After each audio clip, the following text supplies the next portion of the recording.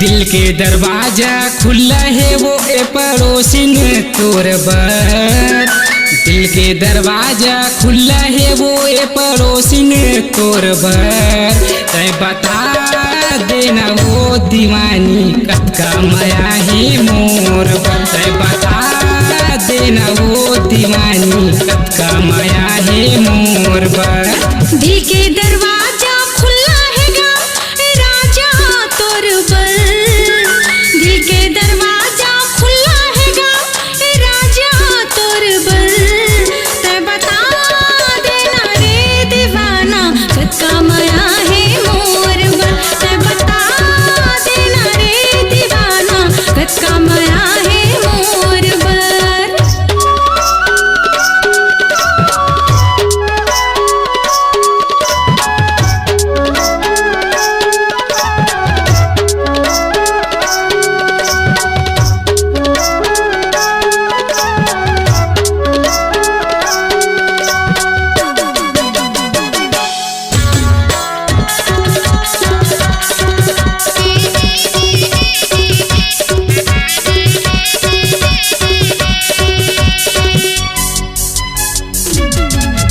सागर से ज्यादा गहरा है देख ले धरती आकाश हो। हृदय के सबो जिगर ला तोर बर रखी हाँ खास हो।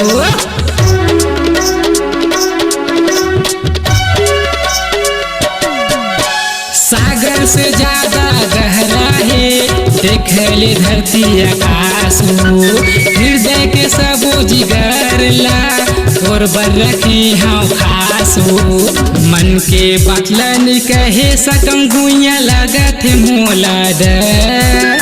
मन के बतलन कहे सकम गुइया लगत मोला डर। तय बता देना वो दीवानी कतका माया है मोर बर। तय बता देना वो दीवानी कतका माया है मोर बर।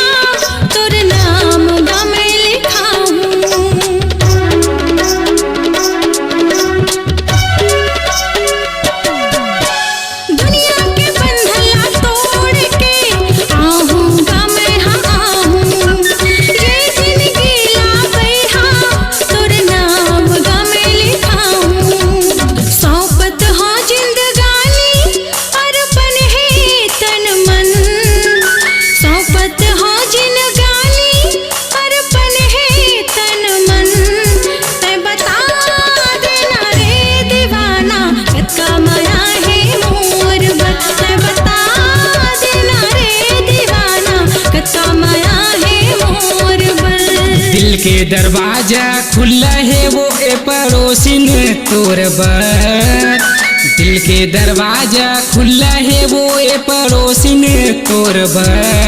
तय बता देना वो दीवानी कतका माया है मोर बर। तय बता देना रे दीवाना कतका माया है मोर बर। तय बता देना वो दीवानी कतका माया है मोर बर। तय बता देना रे दीवाना कतका माया है मोर बर। तय बता देना वो दीवानी कतका माया है मोर बर।